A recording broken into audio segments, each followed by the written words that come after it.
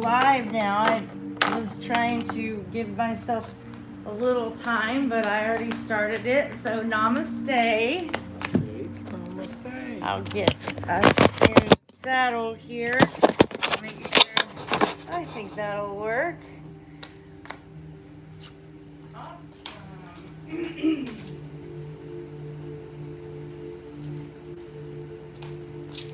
All right, namaste, namaste, and hello, everyone. For those of you that don't know what that strange word means, it's my rendition of hello. It's bringing flow, connection, real connection to the word that we use all the time that don't really think much about it. We're just being nice. It's about getting past that. Oh, I want somebody to think of me as nice because I didn't ignore them, but actually connect with them in that moment. So, flow. Hello. Awesome.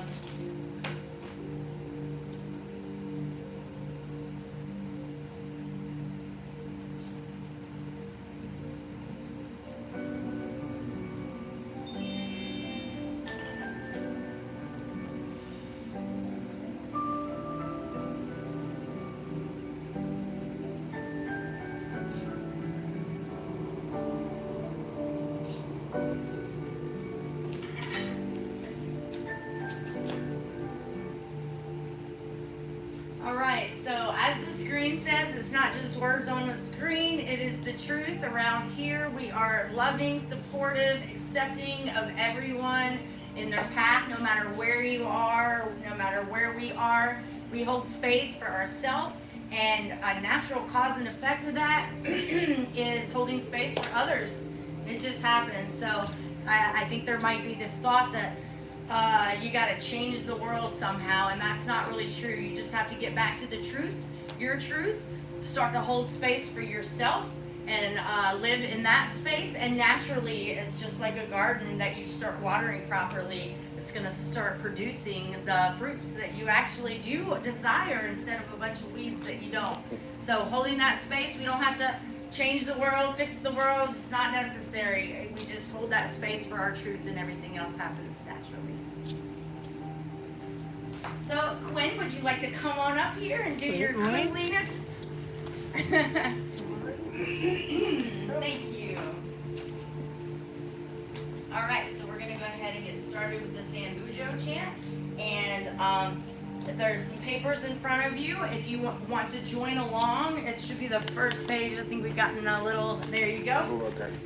And so Quinn's going to do the main part, and then where it says all, we will just all join in.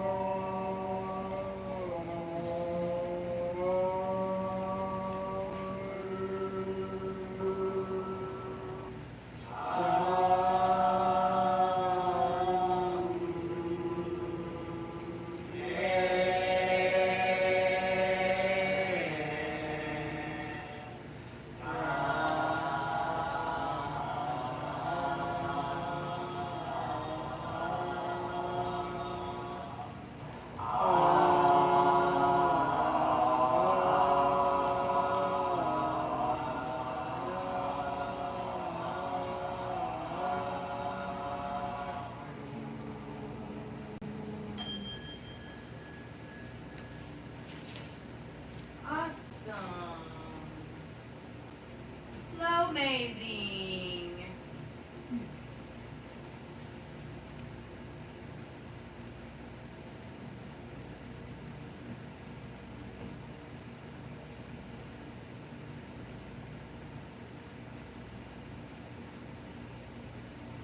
All right.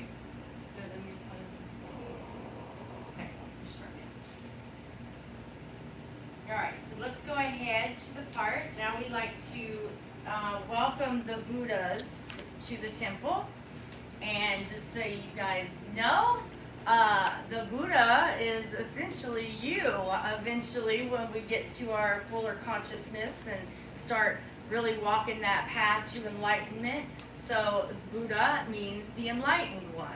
So essentially that's what we're doing here today is we're helping support each other with the processes and the tools and the mindfulness that helps you to be able to get to a place within your life where you are walking that path of harmony, where you are having a divine connection and communication with the seen and the unseen, where you're able to see the cause and effect between dots that don't even have an actual dot, where you're actually in that harmony with oneness. And that's what this is all about. That's why we're here today. So let's go ahead and invite in the Buddhas. We respectfully welcome Amida Buddha to our temple as we scatter flowers of joy. We respectfully welcome the Buddhas of all times and places to our temple as we scatter flowers of joy.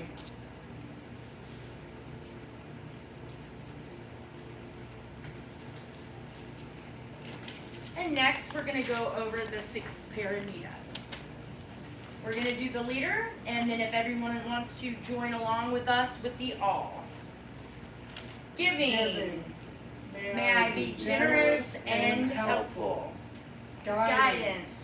May I be guided by the Buddhist precepts. Tolerance. May I regard the mistakes of others with sympathy.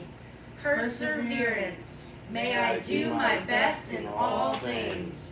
Meditation. May I reflect deeply on my life through the Buddha's teachings. Insight. May I understand the meaning of Namu Amida Butsu. And then we have the Buddhasava vows. We're going to read the part 2. The many beings are numberless. I vow to save them. Greed, hatred, and ignorance arise endlessly. I vow to abandon them. Dharma gates are countless. I vow to wake to them. Buddha's way is unsurpassed. I vow to embody it fully. Thank you so much, Quinn. Thank you. Awesome.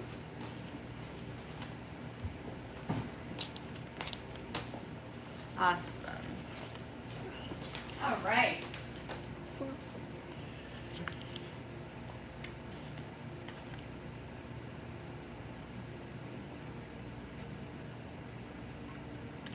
I want to thank everybody for coming. This means a lot to me, and I'm doing what I'm very passionate about, which is helping and healing people and helping people be guided back to their own personal truth and finding joy and happiness in the life now. So there are ways of thinking and just really simple kind of aha moments when you realize those, you can start to make little shifts and changes that really do affect your life on a grand level. And so being aware of those really can give you a real good shot at having some happiness and really finding your soul's path and purpose here in this lifetime. And that's my passion and my joy is to help people reach that. You know, enlightenment is something that's a lifelong process and it continually happens. All right.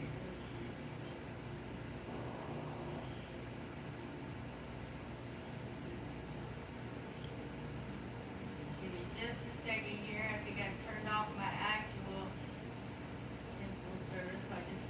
right back to it. So patience. Glad that that's something we get to work on a little bit today. So important, that patience. All right.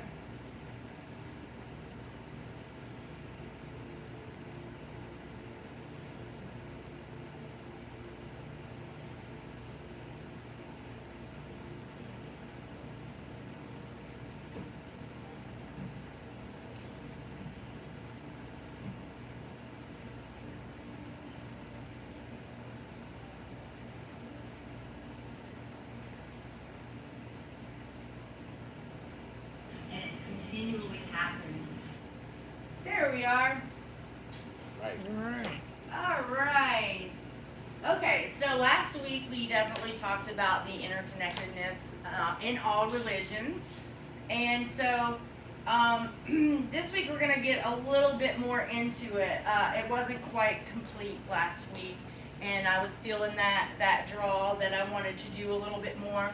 But with time, the time that we had, I decided to call it there, and just definitely was drawn to go a little deeper for this week. So we're going to call this the threads of the living light. So I just want to say welcome, y'all. Thank you for coming. Got some new people here today and some that are coming every single week and integrating and doing great things with the lessons and the blessings that we're receiving. So just give yourselves a little pat on the back for doing some work to help yourself and really just start to look at some of these things that bring us suffering and don't provide that harmony that we're really seeking out, and knowing that we do have the power to make that change. And so here we are today. So today we're going to walk a little deeper into that remembrance. And we're going to call upon these golden threads and see if a little bit more of the truth of that interconnectedness, of the underlining truth that all religions are kind of pointing out, that compassion and that love, that underlining one thing that they all have in common is that they do come from a place of wanting to be back connected, remembering who we are, remembering our truth. So with that being said, the truths that shimmer quietly across every religion, every sacred text, every altar space, even the names and the rituals differ. It all's different, but we can start to see this common factor. So let me get my slides going here.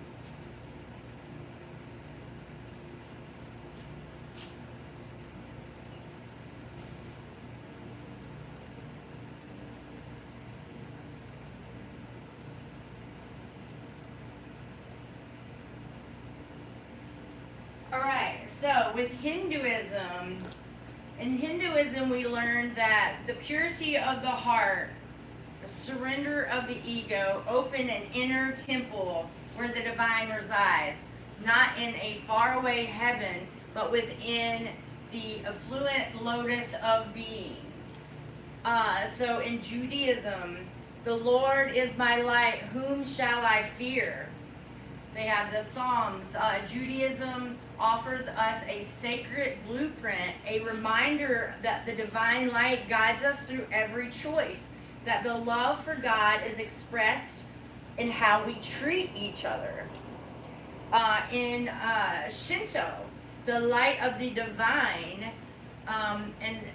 if anybody can help me with this word, Amaterasu. Amaterasu. Thank you. Shines forever. When we honor the sacredness of family, nature, and our obligations, we walk with the gods. So that's these are, as you can tell, they're kind of underlining foundation of the religion's belief systems. And as we move through them, you're going to start to see that there is a common thread, this beautiful golden thread that just reminds us that, we're not wrong. Everybody's just seeking and making sense in their own way. And at the end of the day, just like we have the right to believe and feel how we feel, everyone has. We should hold that space for everyone and honor the different belief systems just as much.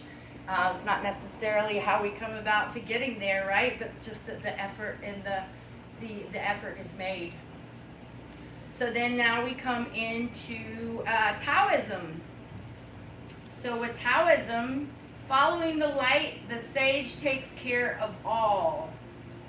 So that's Lao Tzu.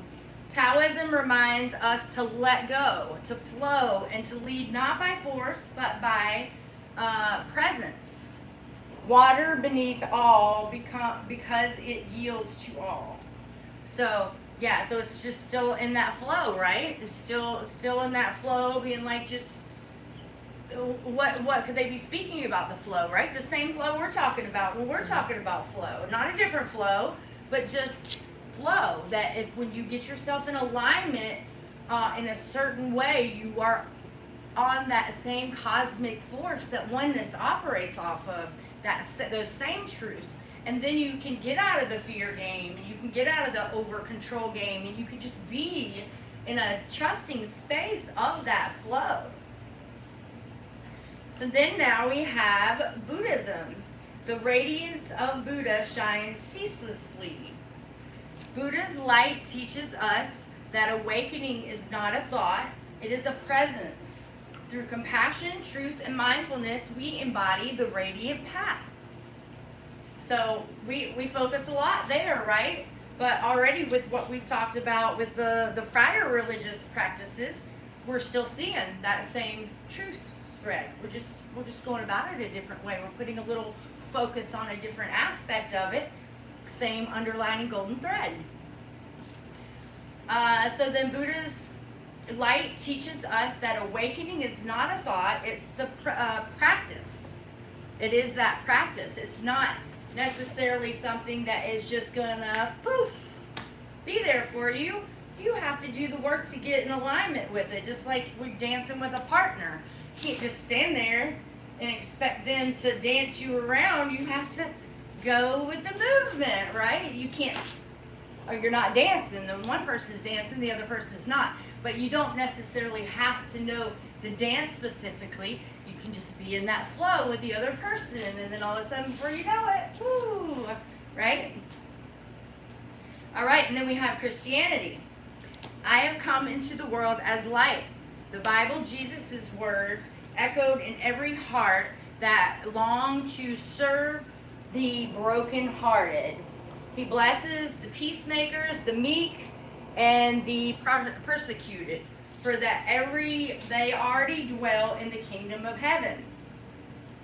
So, right? So then that's, again, we've got the same thing. It is about guiding to the light. It is about this community that, it's already kind of done. You just have to get yourself in alignment with the receiving. So, and then now we're moving on here. We have the Islam. Allah is the light of the heavens and the earth. Islam's teaching teaches us to pray, to serve, to give, and to seek truth with devotion, to walk as a light in the world. So their aspect is more about being that light, being an example that people can look and see, and they have some proof, and so they're more about being that light, and their practice is for the most part taught to be very heavy, very continually, the morning, the afternoon, the day. So they put a little more focus on that. There's a lot of things that are going to come up and get your attention and throughout the day, and there's going to be energies that are going to try to come on you and everything. So it's important to refresh that on a continual basis to kind of stay ahead of that's trying to kind of drain back down some of that light. So we can see that again where that's coming from. It's from a good place there. And then we have Skepticism. And am I saying that right? Sektism. Thank you. Sektism. Thank you. God, being truth, is the one light of all. So Guru Nanak teaches us to live without fear, without hate, in service, truthfulness, and contentment, knowing all is divine. Yes, so sit with that. So now in this religious practice, they're facing fear. That their goal here is to pay attention to that creeps up on you constantly, and they're facing within their practice is facing the fear that then can turn you to hate, right? Because a lot of times that hate comes from a place of fear. You know, there's something that you're seeing within that person that reminds you of something you buried deep, and so that hate is almost a resistance to your own healing. But yet we like to project that out onto something else and make it something different. But what this specific religion is pointing to is seeing it, dealing with it, facing it, not hating it, loving it, and healing it. And then we have African wisdom. God is the sun beaming light everywhere. So that's pretty cut and dry. God is the sun beaming light everywhere. Which also bringing you back to, if you can see kind of that truth that I think that all religions do believe also, is that we are sparks of the Creator. And so with that being said, kind of leaving you to be also like that sun, right? Is shining that light out for everyone. So they're keeping it a little more simple, like, be this. You want to honor? Be this. So again, you see that divine golden thread. And then we have Native American. The light of Wakan Tanka is upon my people. In every tree, in every fire, the Spirit speaks. We are taught to be thankful, truthful, and one with the earth and each other. Okay, so now we're taking it, with this practice, we're taking it back a little more to nature. Bringing it back more to the Creator being honored through connecting with nature. Again, back to that thread, but the focus is in a different aspect or area. And then also, how loving is this? But also we have unknown paths. So unknown religions that haven't quite formed yet, or don't really have a name yet, but are out there. So honoring that. Unknown paths. Truth is one, paths are many. And that is the point here. The truth is there, the paths are many. You know, if I want to go to the store right now, I can just walk a straight line to it, or I can decide that I want to check out the rose garden and go this way and then around there. And I can still get right to that same store. It just depends on how I want to go about it. Do I want to get there sooner? Do I want to stroll and take my time? That part is the real truth here, is that it's up to us how fast or slow we want to go with this. But we are not bound to one belief system, no matter what you were born up to, into, no matter, you know, what your family told you. We all have a choice, and it is the time that we should start discerning, no matter what we've been taught, discerning what parts do we really resonate with, and if there's parts that we don't, it's okay to take a minute to be like that little scientist that we are and doubt through it a little bit and see maybe there's a little bit of a truth there that you could resonate with, maybe not the whole thing, and that's okay. To redefine what our truths are to us only purify our actions.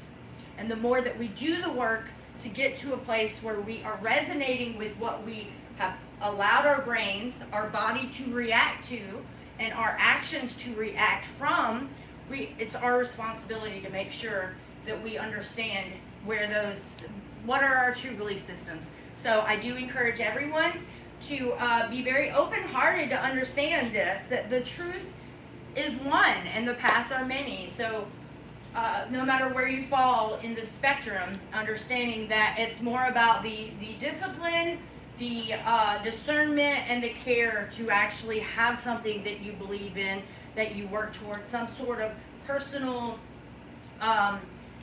value system, something that you believe in, and not necessarily just mimicking what everybody else in your community does, because that's not really the truth behind who you are. And so you may find that you resonate with every last drop of it. You may find that you resonate with a few of little bit of here and there. You may feel that you just want to just live excuse me, solely off of intuition of what you feel in the now, and not necessarily have one set of belief systems, but that you just have that universal conversation.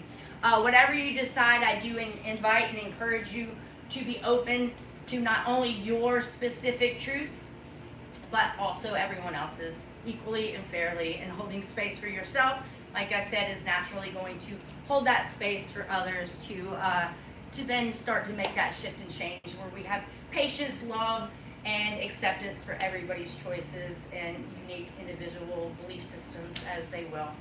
So thank you so much.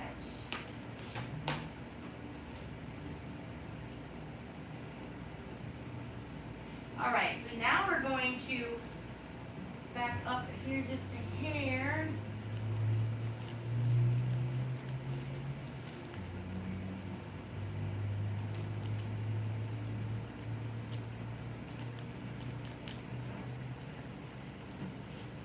Namaste. So I want to share something with you that can help you during meditations, breath work, mindfulness, just to still your mind, quiet yourself, and allow more access to hear your higher self. Om Yogena Tutasha Bodhenu Vatra Badum Travashadi Kena Yopakarat Dim Rabadam Bodhidam Patanjaliam. All right, so with that being our opener for our breath work and our meditation, I would like to invite everyone to do the infinity breath right along with me now. And Quinn, would you like to come up and help me guide and lead this meditation and breath work today? Sure. Yes, I would love that. Thank you. All right, would you like to give a nice explanation of how the infinity breath work works? Sure. Well, it's essentially like an it's an infinity breath. So you start with the lower half. You breathe out all that stale energy, all that negative energy that's accumulated within yourself. And then you hold for a moment, your center. And then you breathe in that crater light, that brighter energy that the universe has for all of us. And then you hold again in your center. And then you just sort of circulate that through. And you continue that pattern as is comfortable to you in your own rhythm, in your own time. So, just as feels right to you. Awesome. Would you like to get us started with that? All right. All right.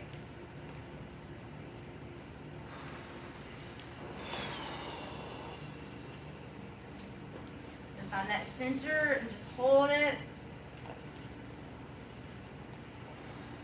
And then when you're breathing in that upper flow right there, you want to visualize, creator visualization, see all the different colors, all that purified energy and air, and you're just breathing it back into your essence, holding it there in the center. And as Quinn said, with this bottom loop, you're just circulating, just rejuvenating, just repurifying your energy like a cleanse. Just keep focusing on your breath. Just keep focusing on releasing anything that is bound to you. Just shake it off. Anything that doesn't feel right, just let it go. And so, if you will, do you feel comfortable doing the awareness meditation?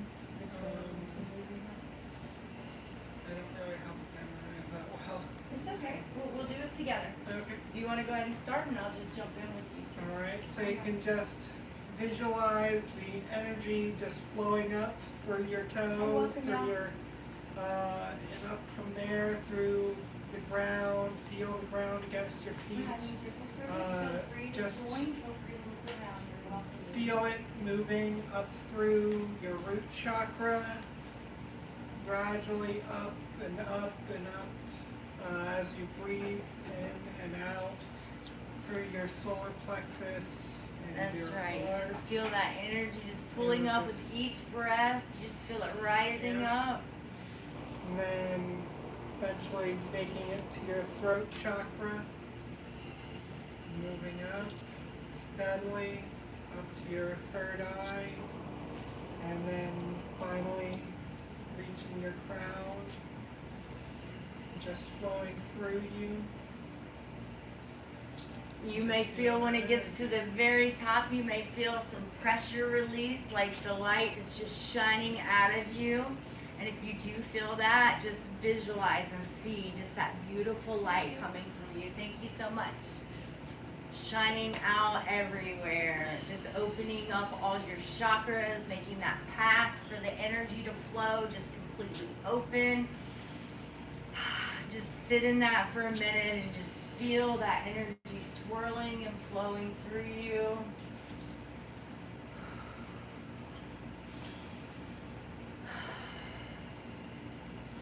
All right, just keep focusing on the breath for a minute, and I'm going to go around and do 432. If you want to just do some stage while I'm doing this. Next part. While we do this.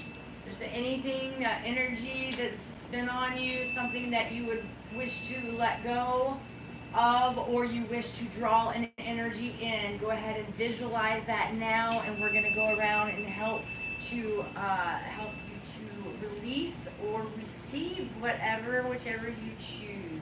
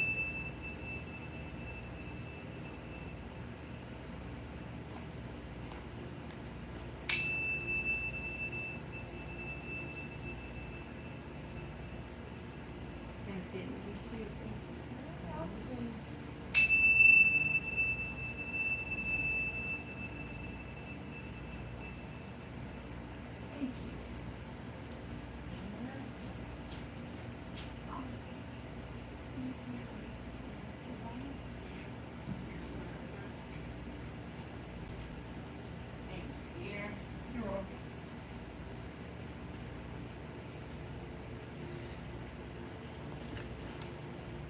All right, you can open your eyes if you like. So each week we do the Reiki healing of the mind. Today I will be kind to every living creature. Pontificate this for a while today and see how it might help you in your life. Become part of the family by joining the YouTube channel. And like and share so we can share Reiki healing of the mind with others. Namaste. Awesome. Yes, so today I will be kind to every living thing. So, does anybody want to kind of get what I'm throwing down here? everything, like this fake plant. You know, you're not fake, you're so real. I love you too, right? Being compassionate to everything, like not feeling the need to give it a label or have it be real, or it's holding space for us. It's here on temple service, making us all happy. It sits here for a lot of wonderful things. Like, the point is, we don't really know what each little thing does and what its purpose is. We're just running around naming things and judging. The compassion comes from taking that completely away and letting things be as they are and accepting them as they are without having to throw names at it and putting it in a category and labeling it, but letting it be what it is with a compassion, and that, like, using that nurturing, loving, feminine energy of that, accepting it as it is, and not necessarily that logical, like, oh, this has to have a name and it's real or it's not, or this is important or not, but just letting it be. And that's when you're really going to open the world of energies, and how something that you might have thought wasn't real to be able to connect with you and bless your life in such a way. And then also the fact that you gave something to something else that was kind of maybe not necessarily expected, but it became a blessing. Like, you gave held space for something, and that's just, it's really beautiful. So everybody, find something that you would least expect to hold space for and appreciate today, and see, can you find a compassion for something that maybe yesterday might have been a little weird to you, but do that weird thing today and see how it works out for you.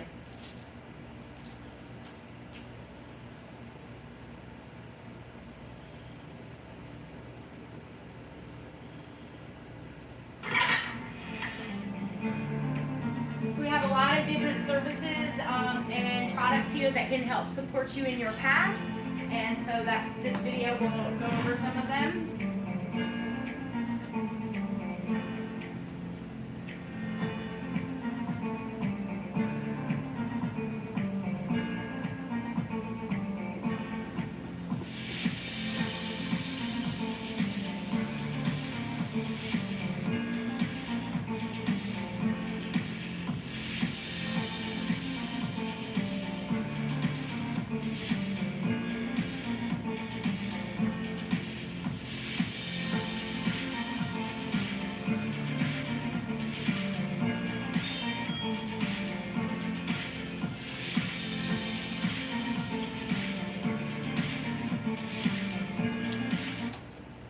Awesome. Namaste. Satnam, which is essentially just claiming truth, claiming that that's what you're calling in is truth, that's what you're representing. So Satnam to everyone, and flow. So if you all at home want to stay for temple service, we're going to flip the camera around, get set up for it. That's where, the podcast, that's where we talk about what we went over in temple service, and let everyone have their own perspective and room for their voice. And then also we might talk about some integration from last week to this week as well. So hang tight, and thank you for coming. See you next week. All right. Literally, we just flip it around. That's how we roll, right? All right. Okay. Are you joining us, Vincent, with the podcast? How long is it going to be for? Like 20 minutes. Oh, yeah, sure. Yeah, just depends. Okay, so we got one in there. We get this one. I'll just scoot it back a little bit so we get off it. All right.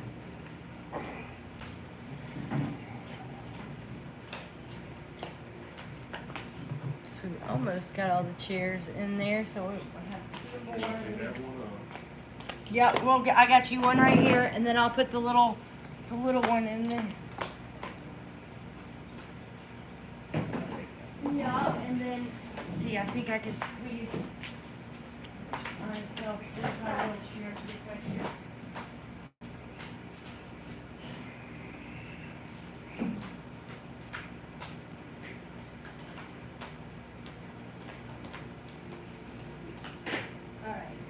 Here, I'll sit kind of in the back, and then, yeah, and then that way you can still get your chair up so we can get in. And then I might just move it back just a hair.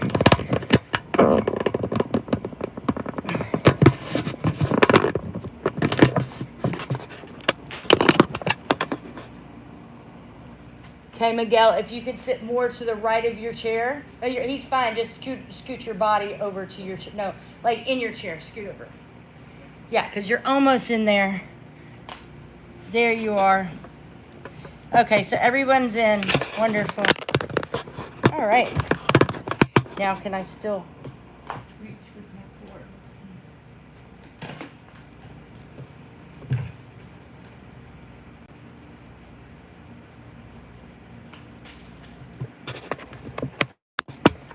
Yeah.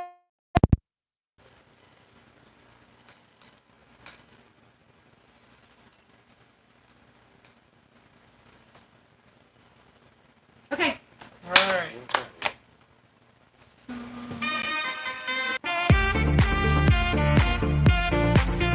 Okay, we are good to go.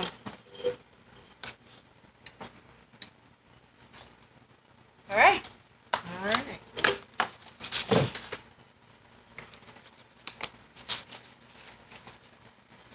Namaste. Welcome to Lotus Flower Wellness Temple Podcast, Harmony for Humanity.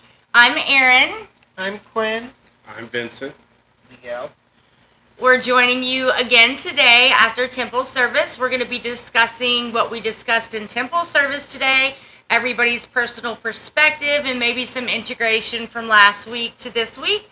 So we just want to say that we're so happy to be here. We do what we do because we like to spread our personal truths that we've come into in this lifetime, what's working for us. We'd like to share it with anyone that's looking for guidance, a community support system for their path to back to their truth and eventually enlightenment. So, yay! Let me push that little chair. Awesome. All right. So, who would like to get started today? You're new. Let's put you on the spot. Today was your first day, Vincent. So, how did you feel about temple service today? I enjoyed it. I enjoyed it. Awesome.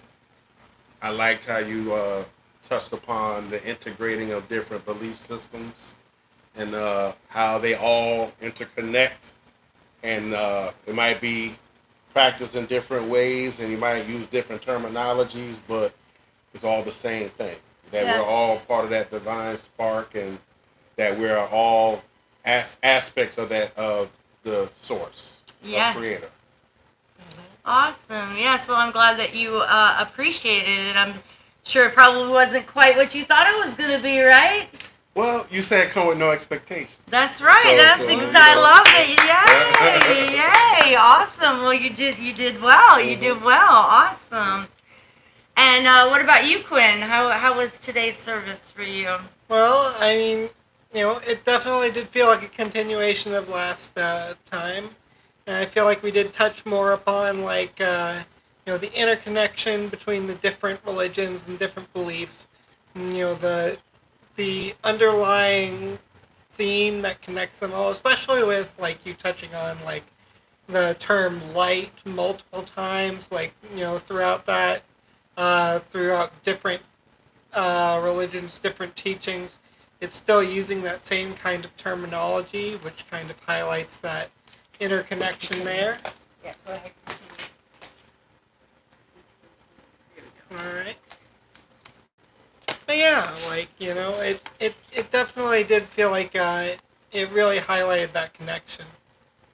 Awesome. Yes, I'm super glad that I felt that there needed to be a little bit more involved to really make that real true golden thread, that thread that connects it all together. Mhm. So yes, you seem to be Yeah. A-okay with me revisiting it again Right, this week. and Yes. speaking of golden thread, like there's even some, even beyond religion, there's like myth and like old stories. I think what was it? A story of, I think it was Greek mythology about I forget what his name was, but the man who went to collect the golden wool, at the end of the world. It's on the tip end of my tongue. Yeah. Was it? It had to do with Jason and the Argonauts. Yeah, yeah. Mm-hmm. Okay, so we're on the same page here then. Mm-hmm. He was trying to get the golden fleece. Yeah. He was, yeah. Awesome. Well, thank you for sharing that. And Miguel, we're gonna throw it over to you, buddy. How was your personal perspective of today's temple service? Well, I mean, it's yeah, like Greg was saying, it's just more of a expounding on what was talked about before. You know what I'm saying? And a lot of because a lot of religions do share very similar aspects. In particular, the Abrahamic religions. Just like Judaism was the basis to that. And so, me studying the Bible, it's like you had the Old Testament, which is Judaism, and their ways. And then, as you get to the New Testament, it starts to... Islam kind of more Judaic in a sense. Like it kind of follows more their rituals and their beliefs. And Christianity was a much more radical movement. Because to a lot of the Jews, they found it to be very heretical to believe, oh, this man can't be the Son of God, and but I mean, me as a Christian, that is what I believe, and but of course, you have other religions who, believe in a singular deity. And I mean, you have others that are probably theistic, like Hinduism and whatnot. But they all have very similar aspects of, doing good, being good, just being kind to people, loving everybody unconditionally. And if we don't do right, there's going to be some kind of suffering or some kind of punishment or, or some kind of eternal, just pain, whether it's in life or afterlife, and vice versa, typically it's, when we love people unconditionally, we're kind, and, pretty much most of the religions teach that, that we will get some kind of reward out of it, whether it's internal or external, and so we, have this way of, just even people who don't have a particular spiritual belief, a lot of them, they might, think to themselves, oh, well, I think I'm a good person because of this reason or that reason, and obviously there's a basis behind various morals and ethics, and, and throughout every religion, there's some kind of basis on, what's right and what's good versus what's evil and what's wrong. And so, we have, because, as humans, we need some kind of moral compass. Otherwise, we tend to just naturally flow towards bad behavior. We all do it, and it's just natural, it is. But, and so, just like when, we all learn something, as a child, what I'm saying? A baby can't do anything by himself, so he has to have his parents take care of him, just like his parents have to teach him things. No child's going to learn anything on their own. It gets taught, and so some parents do teach them their beliefs and some don't, but, and so, but that moral compass, it shows us, what's good and what's bad, essentially, what I'm saying? And so it's like, and many of us look, high above us, you know, towards the spiritual realm, you know, and some people are attuned to that, and some people aren't, you know, and, you know, like I've said before, you know, it takes that discipline to be able to get uh, that sort of spiritual enlightenment, you know, because it's all free will, you know. I mean, you know, we can choose to focus on that spiritual realm or not, but you know, it's all, you know, based on the faith that it's there, you know, and the discipline to go through with it, you know. And so, you know, and pretty much every religion focuses on those main three things: discipline, faith, and free will. So, Thank you very much for sharing that. We do appreciate it for certain. Um, so as far as the temple service sermon today, I feel like everybody got something out of it that was constructive.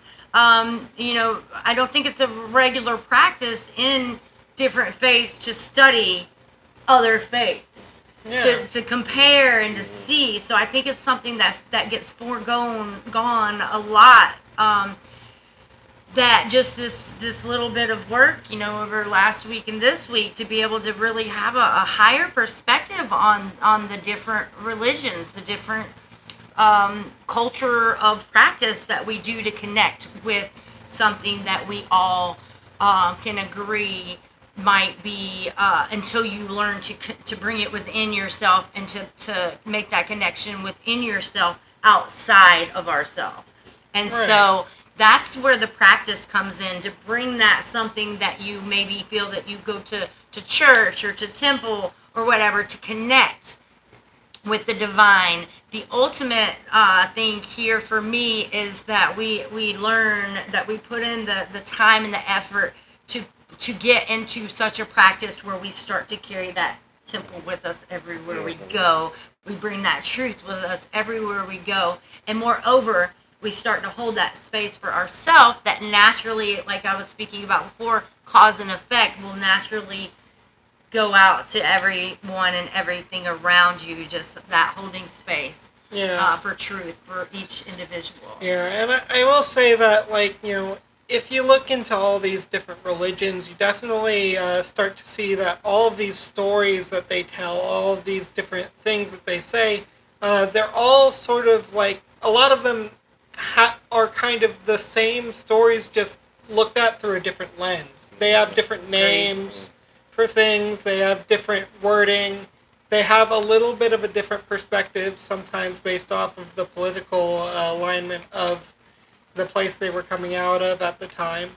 But a lot of it's the same lessons, the same stories, and there's a similar deep thread flowing through all of them that really connects them all. So, like, to say that any one of them is inherently, like, the wrong way of looking at it, it's the same story. You know? Yeah. It's all the same. It's all part of the same story. Like, some of it may cover different areas at different time periods, you know, but it's all part of, if you look at it, it's all part of history, really. Not just looking at it from a religious perspective, but it's a historical perspective. You know, a lot of times we can discredit our ancestors and say that, oh, well, they were hallucinating, or, oh, they were misguided, or they saw something that they thought was something else, you know. But even then, like, it's a story that they held in great regard, and that they felt was worth bringing to hundreds, thousands, millions of people, because it was of such importance. And, you know, even with, like, the schisms that happened, like, you know, Christianity actually branched off of Catholicism. Catholicism was originally, it came about as a sort of unifying religion to bring together all Abrahamic faiths. And it came apart from like something as small as a simple change in wording for a certain prayer. And that just started that entire schism. So like, it shows just how, things that were so closely tied together can easily separate into completely separate traditions, but they still stem from the same source. Yeah.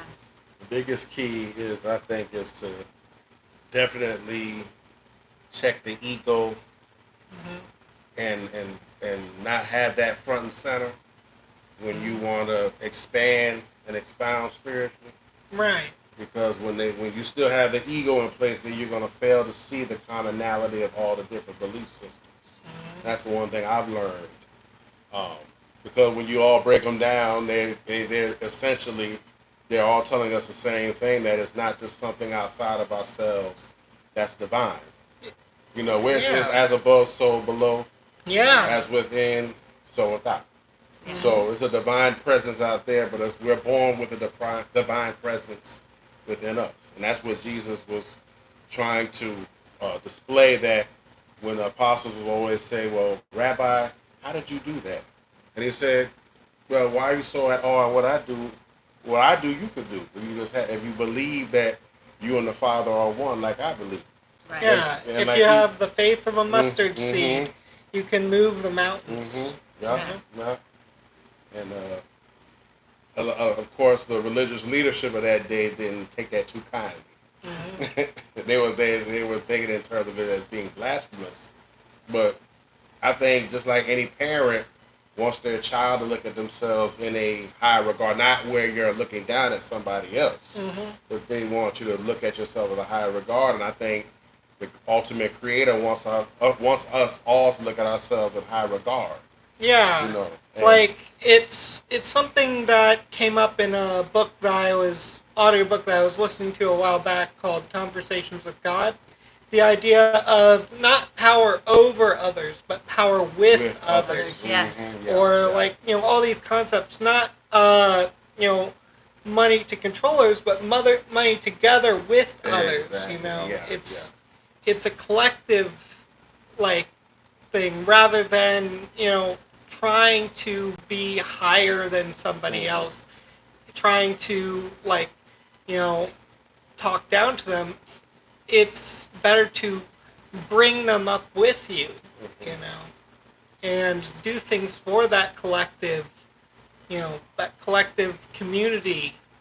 Yeah. Because most societies teach us it's all about the individual, and it's not. Most systems and governments unfortunately teach us that about competition, and it's all about individualism. It is not about the whole collective coming together for the greater good of everybody else. Right. And money is put above human value and worth. Yeah. And that's the sad part about it. Yeah, the idea of the dog eat dog world, Mhm. that you have to kill or be killed. Like this is this kind of idea that it's pushed. I feel like more so to blind people to the reality that we have greater power together Yes. than any of us do as individuals. Exactly. Now we're all cultures are beautiful. We all had our time in the sun where we were supposedly at the top, but every empire fell eventually. So then you have to ask the question, okay, so is it about one, it's just like you touched upon one being in control of everybody else? And when you see that the empire falls and it's telling you, okay, then it's not about that. Yeah. It's about everybody working together and make heaven here pretty much on earth. That's what this is really supposed to be about, not really just waiting until you die to experience a heavenly existence. I mean, it's supposed to be us trying to create that down here. Right. On this physical earth realm. Yeah, and even a theory of the second coming of Christ is, for me, the coming of Christ not as an individual, but through the people who are here. Exactly. You know, as a collective consciousness of us all creating that heaven. Yep. As we were talking about before, it starts with one, right? It starts with each one of us waking up to that truth, not needing anyone else to believe it, not needing anyone else to hold that space for us, but holding it for ourselves, and naturally it starts to shine in your light code. And then others that are vibrating to those same truths, then that's inspiring to them, and then that helps hold some space for them, and then they're able to naturally hold that space, and so that's how it works. And then divine law of attraction is you're going to start drawing in more of that vibrating energy that you're vibrating at. So that's how it kind of flows. So yeah, it's quite intimidating thinking that you're trying to like change or heal the world. That's not what it's about. It's about that you are the world. When you do that work for yourself, you are doing it for the entirety. I think that's where like most people make the mistake that is you're always when you feel like you reached a certain point of enlightenment, then you have to fix other people. But I mean, it's the ascension process continues as long as you live on this earth, and if it's done from the right place, people just by looking at you are gonna gravitate towards your energy, and then start maybe saying, okay, you know what? Maybe there's certain things I need to start looking at in reference to myself. Because really what Christ was, he wasn't talking about putting other people down to make yourself feel important. But he saw that's what was going on the earth already, that he had to fix that. Yeah. You know, and then teaching everybody else that it's not about condemnation, it's about love and acceptance. Right. Yeah, and even, speaking about that ascension process, like if you look in the past, even beyond religion, there's like alchemy. And what that spiritual alchemy was often speaking to was the process of turning the copper of one's soul into gold, to, rising yourself up through these continual enlightenments and really filling your own cup to bring that kind of growth to the world around you. Awesome! Yay! I love this conversation that we're having, and I really hope that this one reaches far and wide, and that the algorithm just helps bring it everywhere. But I do know that anyone that's ready in alignment with what we're discussing and is ready to hear this and take part in the conversation as such, it's here for you, and that's why we do what we do. So we definitely invite you to leave any comments or your personal perspective on it in the comments and everything. We'd be happy to hear them, and maybe even bring some of the comments onto the podcast in the future. So yeah, feel free. You're invited to be a part of this community. Just hit the subscribe button and the notification, and you'll never miss out on a time that we're coming live to you.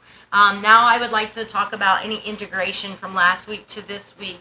Do we have anything specific that you guys want to bring up and talk about? I can say that, not even just from last week, but even just from the past couple days, I felt like I was dealing with a bit of a feeling of pressure that I've been over the course of those days just kind of gradually releasing, kind of accepting that things will happen how they happen, and I don't have to live up to certain standards, This is something that I've already learned before, but I feel like we relearn these things over and over again. Even if you're you feel like, oh, I've already learned this lesson before, it's like it sneaks back up on you, in different ways. There are ways that we haven't encountered certain lessons that it comes to us and we're like, oh, well, I haven't encountered it in this context before. Like it's different. It's a different level in some ways. But it's the same content.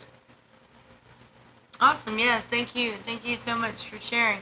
And Miguel, do you have anything? Um, well, I think we pretty much covered it. I mean, it's pretty straightforward. I mean, obviously it's part two, so I mean, it in itself is its own integration. So, but I would say we covered a good gist of it. Awesome. Well, I just want to invite you, Vincent, to have any final thoughts that you might want to say, having been the newest member over here. Would you like to say anything in closing? Well, I am on my journey, like everyone else, of enlightenment, and I'm realizing that I'm being drawn towards the energy healing field, and that's something I'm definitely planning on getting into and incorporating that into my spiritual walk of life. And there's one thing I'm learning: there's nothing more valuable than having that connection with the divine. Because I really understand when it said in the Bible, "Seek ye the kingdom of heaven, and all things will be given to you." It's about putting your priorities in order, and that is first and foremost, because it is more to this existence than this what we're told on a daily basis. Yeah. It's more to this, and the more is so much when you do connect with the divine and you start seeing miracles happen in your life. It's like a excitement that you start to feel, that where before you felt like you were stuck in such a mundane, everyday routine of existence, but then it's like your life could kind of almost become like a magical existence to a certain degree, because you're seeing things from a higher perspective, and so it's less mundane and more okay. Even some of the negative stuff, if you can learn to flip that around as a life lesson, like I'm gonna take that and help that to make me stronger, and not to make those same mistakes again, but not beat up on myself too badly, because I'm divine, but I'm also human. Right. Yeah. So you have to learn to balance all that out, and we didn't come to the world as sinners. When they come to the world as sinners, we came here to learn. Yes, I agree. We came here to learn. So, as horrendous as certain things we may do to others, it's part of that learning process, But when nobody, God didn't make anybody garbage. God didn't make a mistake when He created any of us. We're all here for a divine reason, and the whole thing is to try to lift each other up and not tear each other down, and create these artificial groups of you're this, I'm that, you belong here. That's illusion. Yeah. That's all illusion. Totally. That's all illusion. I totally agree, and thank you so much for sharing that. Yeah. All right. So, does anyone have anything else? If you do, I definitely do feel like, I agree on all of that entirely. Like, I personally have been like feeling that sense of like almost to the point of you start to see these miracles in your life and things to start moving, and sometimes it even feels a little bit too quickly, like but like it's all happening as it's meant to happen. Everything has its time. Yeah. And the path has, I personally, my interpretation of fate is not something that was set up for you, but something that you set up for yourself before coming here. Exactly. So it's all a track of our own making. Yeah. yes. And it's one thing I've learned too is the act of gratitude. Even the things you think are so minute to be thankful for, when you get into the constant mode of being grateful and showing gratitude, it's not just a saying, it's real, that more blessings come to you when you get in that act of constant gratitude. Yeah. it's not taking things for granted, and that's a lot of these things I'm learning now. I'm really Yeah. learning and growing with, and it has made a difference in my life. I know Yeah, a that big much. part like- of Go ahead. manifestation is definitely that being grateful for things that haven't even happened. Ex- Right, exactly. Yes, That's the key. definitely. That's the thing.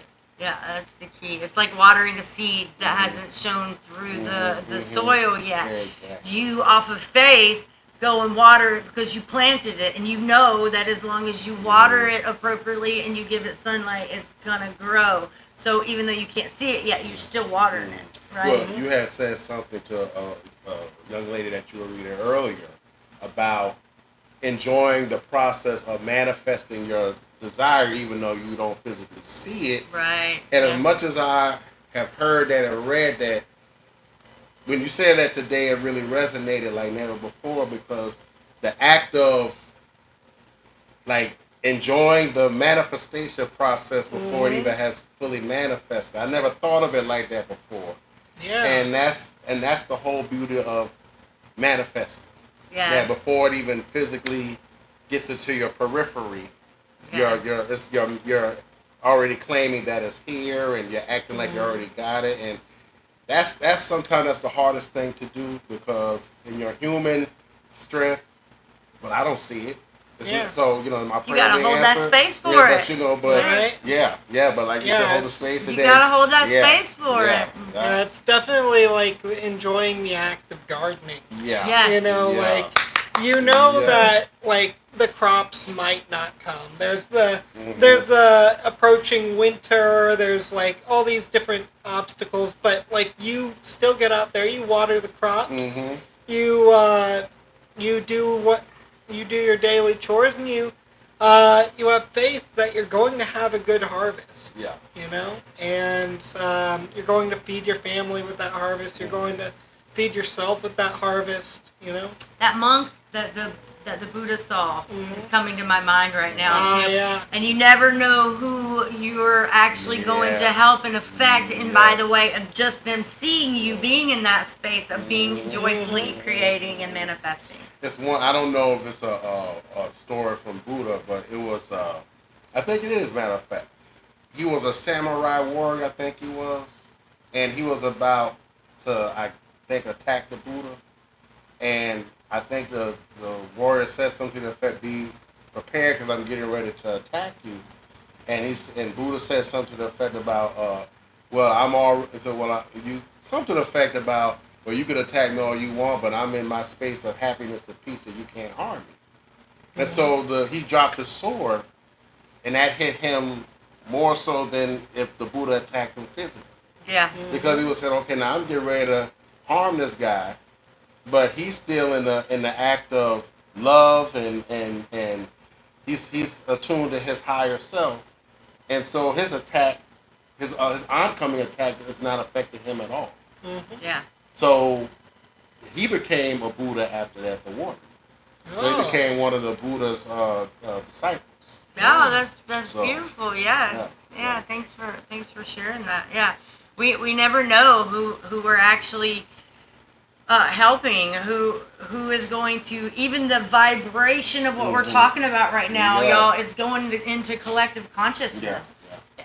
What we're doing right now, even if this camera wasn't on us and we were not streaming on the internet, us sitting around and having these thoughts and connecting and having this conversation is still affecting collective consciousness in a very beautiful and wonderful way. Even though the people can't maybe physically hear what we're saying, it's still working in the hearts and in the energy and in the truth of it. So yeah, we're doing big work, and we never really, not a lot of people maybe even understand how powerful their actions really can be to help or scar people. And so that having that compassion and that awareness of your actions and what you're putting out into the world really does make a big difference. And when you start to be responsible for that power that we hold to make such a big effect and a change in this world, in other people's lives, without even being aware of it, that's when you really start to get to the spiritual maturity that I can choose whether I'm going to be a blessing or a curse on this Right. person Yeah, by my yeah. actions. Yeah. And so we do have that power. And that really is the only difference. Like, everybody is manifesting constantly. Yeah, Even if they don't realize it, even if they don't believe in manifestation. They're doing it. They're always doing it subconsciously. They've always got a certain way of thinking about the world, a certain way of thinking about the things around them, a certain things that they believe will happen, in their lives because of their own experiences, and certain cycles that they're perpetuating just unconsciously through that continual belief that, I'll never get there. Oh, I'm always disappointed whenever I interact with this person. They don't even realize that they're creating a lot of those situations just unconsciously. So really, the only thing we're doing with conscious manifestation is taking responsibility for our own manifestations. Yes.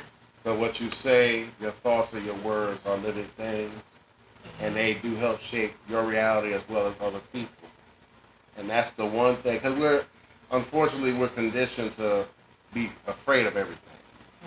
We're not taught that, okay, it's okay to make a mistake. We weren't made perfect, but we can aspire to, be always greater than what we are, and connect with the divine.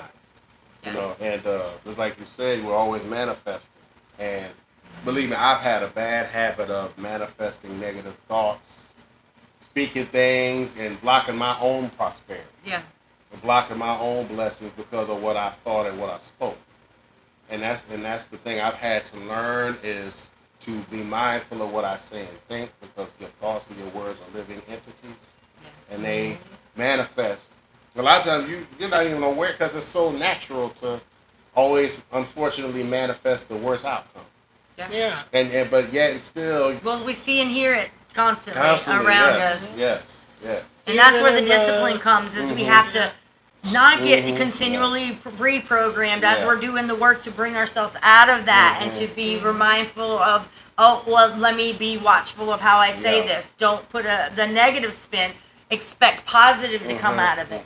But it's habitually ingrained into our TV shows, into our commercials, into what you hear when you're walking down the street or on the bus, and you're just constantly hearing it, and you're 3 or 4 people within your direct family members talk negative constantly. You can't get away from it.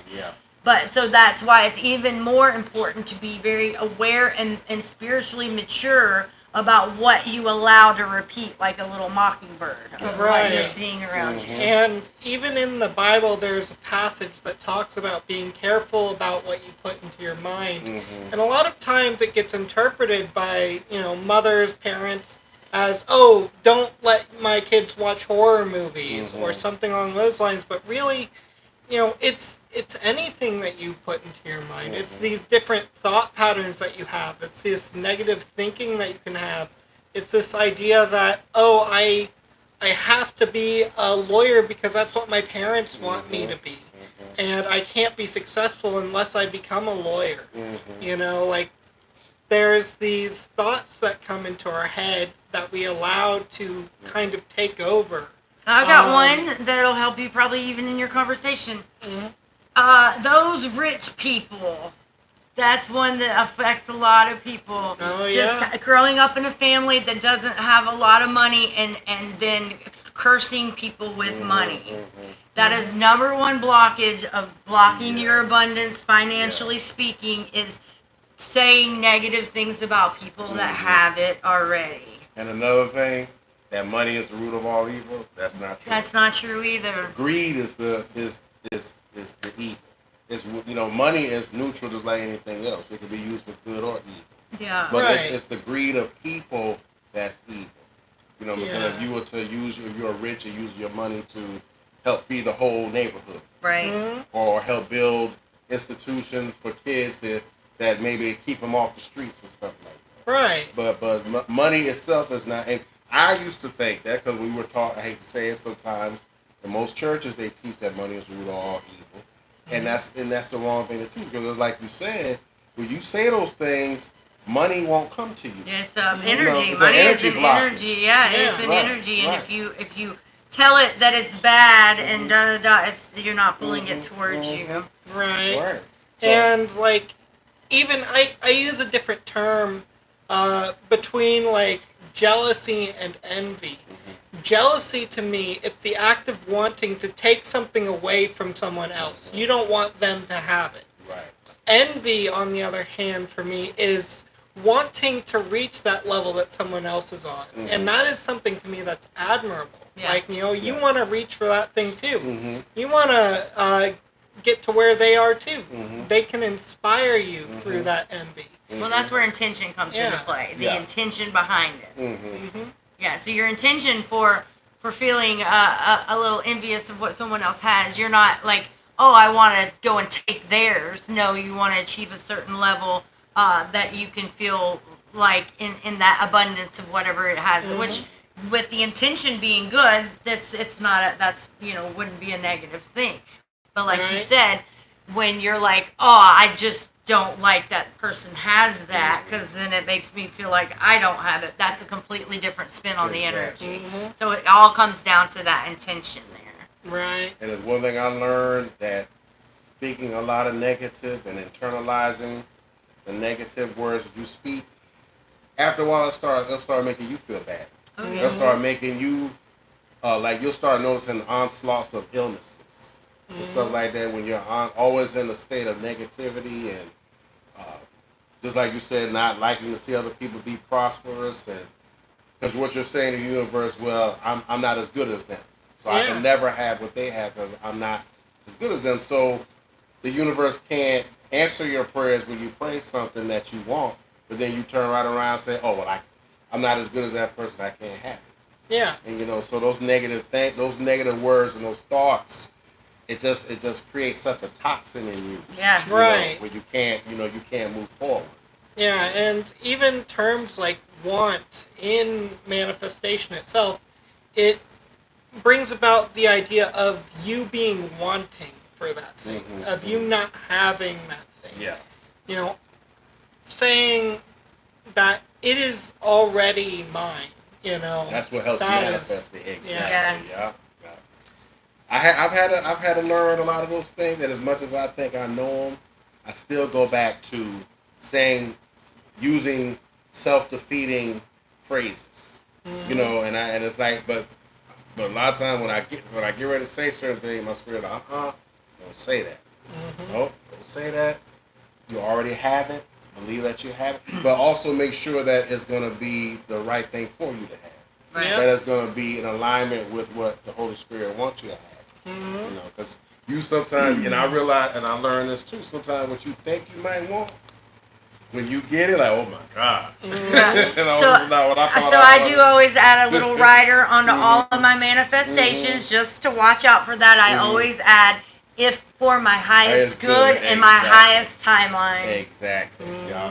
Yeah. So, and I add the highest timeline too, because something that could be good for you in this lower timeline where you don't reach your full potential, Mhm. it might still be good for you to a little part, but I want the highest timeline Mhm. Yeah, I too, like because that. gets you to the Mhm. highest potential of the outcome of this life that you're actually Mhm. currently incarnated in.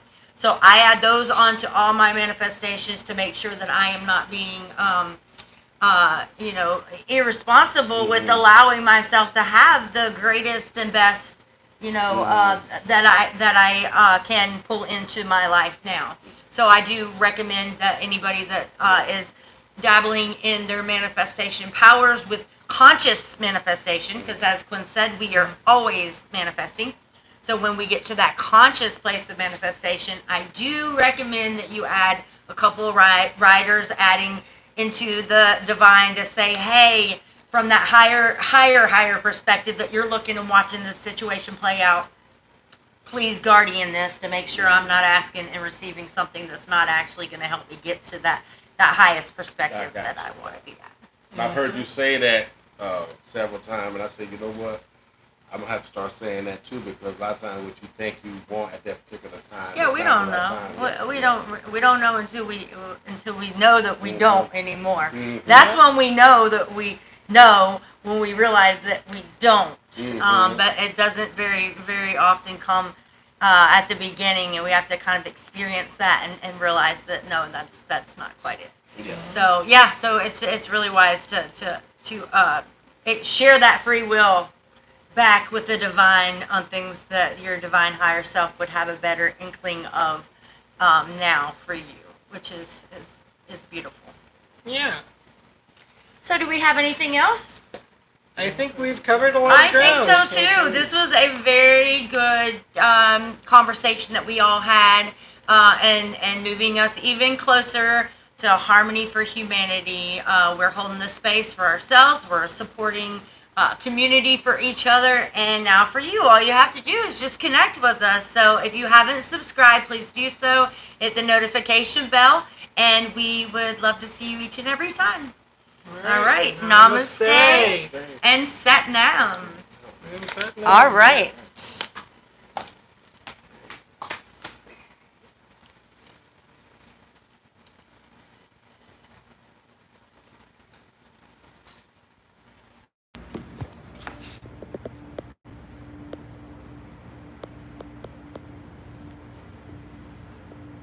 Awesome. Awesome. Awesome.